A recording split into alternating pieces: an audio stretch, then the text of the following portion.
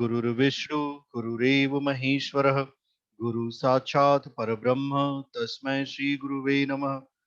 अखंड मंडलाकार दर्शितं मेन तस्मै श्री गुरुवे नमः। मातृवत्र लालयत्री च पितृवर्त मार्गदर्शिता नमो गुरु सत्ताये श्रद्धा प्रज्ञा युता च या। ओम श्री गुरुवे नमः। मेरे आत्मिक भाइयों एवं बहनों, परम पूज्य गुरुदेव वंदनीय माता जी की सूक्ष्म उपस्थिति में आज का सच्चिंतन श्रीमद् भगवद गीता की साप्ताहिक कक्षा है। ये इसमें हम लोग एक हफ्ते तक श्रीमद् भगवद गीता को समझेंगे, जानेंगे और प्रयास करेंगे कि उसका हम अपने जीवन में उपयोग कर सकें। जो भी लोग समय से जुड़ पाए हैं बहुत अच्छा है, जो नहीं जुड़ पाए हैं इसके रिकॉर्डेड वीडियो हम बनाएंगे जो हम आपको शेयर कर देंगे। सबसे पहली बात हमेशा याद रखनी चाहिए कि श्रीमद् भगवद गीता का प्रादुर्भाव कब हुआ, गीता कब उत्पन्न हुई। आजकल के इस युग में हम सबके पास भौतिक जगत के लिए समय तो है, पर आध्यात्मिक जगत के लिए बिल्कुल समय नहीं है। और हम कहते हैं हम प्रगति के मार्ग पर बढ़ रहे हैं। आप प्रगति के मार्ग पर नहीं बढ़ रहे हो, आप अवनति के मार्ग पे हो। आपके जीवन में उन्नति नहीं हो रही है, आप अधोगति के मार्ग पर हो। तो अगर आप चाहते हो कि आपके जीवन में उन्नति हो, आप आगे बढ़ें, तो उसके लिए आवश्यक है कि आप श्रीमद् भगवद गीता जैसे एक व्यक्ति अपने साथ जब किसी यात्रा पे चलता है तो उसका नक्शा लेकर के चलता है, उसका मैप लेकर चलता है। क्यों लेकर चलता है? ताकि कहीं वो अपने पथ से भटक न जाए।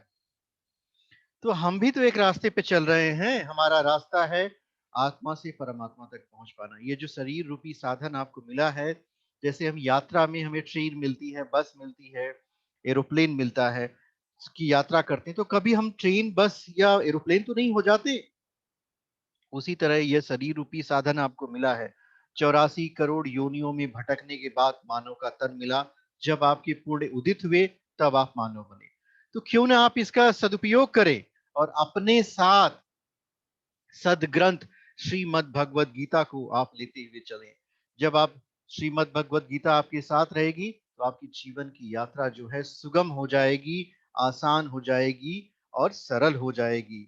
सबसे पहले हम लोग श्रीमद् भगवद गीता का महात्म जानते हैं कि क्या है श्रीमद् भगवद गीता।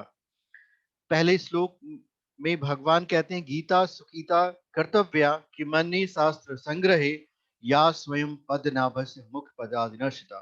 गीता भली प्रकार मनन करके हृदय में धारण करने योग्य है, जो पद्मनाभ भगवान के श्रीमुख से निश्चित वाणी है। फिर अन्य शास्त्रों के संग्रह की क्या आवश्यकता है। मानव सृष्टि के आदि में भगवान श्री कृष्ण के श्रीमुख से निश्चित अविनाशी योग अर्थात श्रीमद् भगवद गीता, जिसकी विस्तृत व्याख्या वेद और उपनिषद है।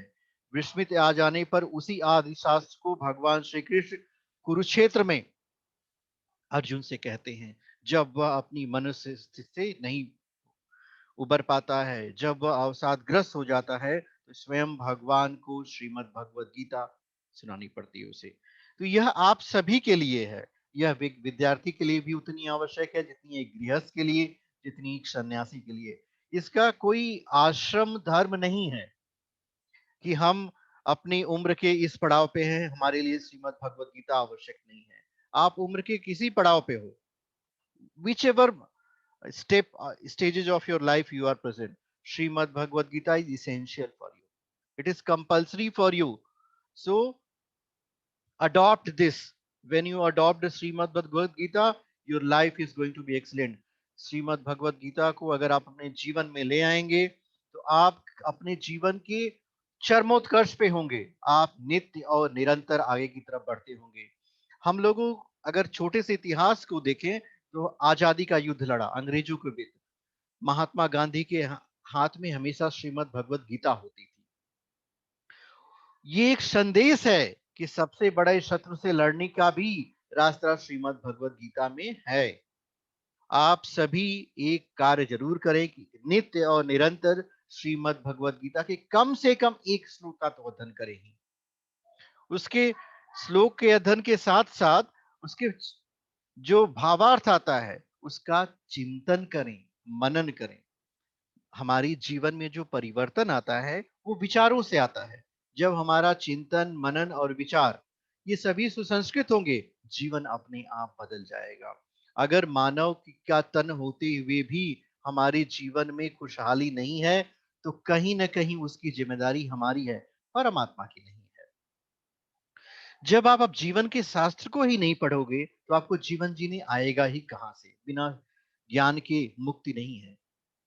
जगत गुरु शंकराचार्य ने कहा है कि सा विद्या या विमुक्त है। विद्या वो है जो हमें विमुक्त है। हम सबके पास विद्या का अभाव हुआ, तभी तो हम नीचे हुए गिरते हुए चले आए। आपके अंदर विद्या कहाँ से आएगी?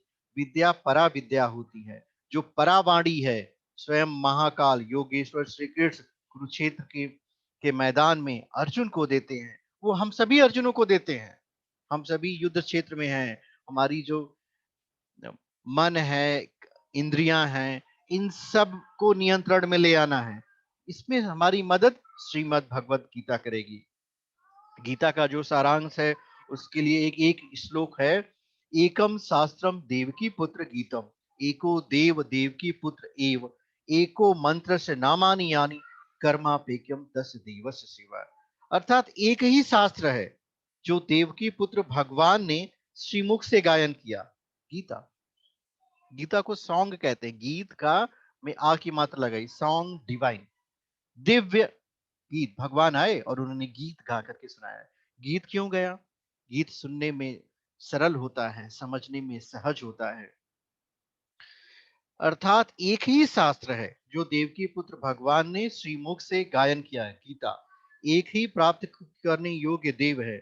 उस गायन में जो सत्य बताया वो क्या है? भगवान किस बात को सत्य बताते हैं गीता में? वह है आत्मा। सिवाय आत्मा के कुछ भी शाश्वत नहीं है। उस गायन में उन महायोगेश्वर ने क्या जपने के लिए कहा? कहा अर्जुन ओम का जप करो। ओम अक्षय परमात्मा का नाम है, उसका जप कर और ध्यान मेरा धर। एक ही कर्म है गीता में वर्णित, परम देव एक परमात्मा की सेवा। हम सभी को उस परमात्मा में विलीन होना है, परमात्मा में संलग्न होना है। तो हम सबको परमात्मा की सेवा करनी चाहिए।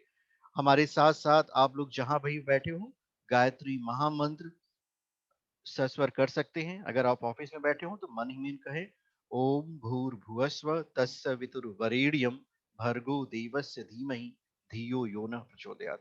हे परमात्मा, जिस तरह आपने अर्जुन के रथ को दिशा दी थी कुरुक्षेत्र के मैदान में, जिस तरह आपने अर्जुन का मार्गदर्शन किया, हे योगेश्वर हमारी बुद्धि को भी सही दिशा में ले चलो, ताकि हमारा जीवन भी अपने परम लक्ष्य को प्राप्त कर सके। हम अपनी इंद्रियों पे संयम रख सके, मन हमारा नियंत्रित हो। और हे योगेश्वर, जिस योग के बारे में आप कहते हो, उस योग को हम योगस्थ हो सकें। मन ही मन ये प्रार्थना करिए परमात्मा से अपने लिए कि हमारा जीवन प्रभु ऊपर की तरफ उठे, हमारी सोच ऊपर की तरफ उठे, हमारे विचार ऊपर की तरफ उठे। देखिए आपके जीवन में परिवर्तन शुरू हो जाएगा।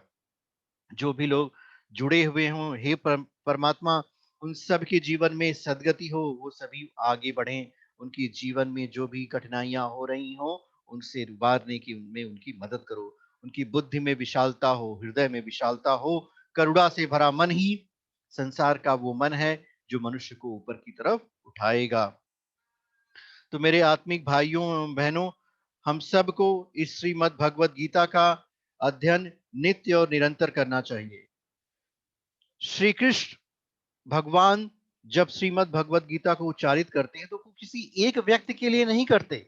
हमेशा याद रखना कि परमेश्वर का कार्य जो होता है वो हम सभी के लिए होता है। गीता मानव मात्र का शास्त्र है। ये किसी धर्म, संप्रदाय, जाति या फिर आश्रम धर्म में नहीं बधा हुआ, ये सबके लिए है। इसमें हर वर्ग का कल्याण छिपा हुआ है। अगर आप स्वयं का कल्याण चाहते हैं, अपने बच्चों का कल्याण चाहते हैं, अपने कुटुंब का कल्याण चाहते हैं, परिवार, तो कम से कम गीता का अध्ययन करने की एक परंपरा और एक परिपाटी डालिए। जिस तरह सुबह उठ करके हम अपने दांतों की सफाई करते हैं, शरीर की सफाई करते हैं, वस्त्रों की सफाई करते हैं, क्या हमारे पास हमारी आत्मा और मन के लिए कुछ भी नहीं है? हे मानव, तू अपने आप पर को धिक्कार दे कि क्या करेगा तू इस समय को, जब अपनी जो तुम्हारा मूल है आत्मा, और उसमें के लिए भोजन ही नहीं है आपके पास। आत्मा का भोजन है गीता। आत्मा कमजोर हो जाएगी तो आपको कुछ नहीं मिलेगा, आप रोगग्रस्त हो जाएंगे, संसार की समस्याओं का आपको समाधान नहीं मिलेगा। तो अपनी आत्मा को नित्य और निरंतर भोजन दीजिए। जिस तरह एक छोटा सा पौधा हम लगा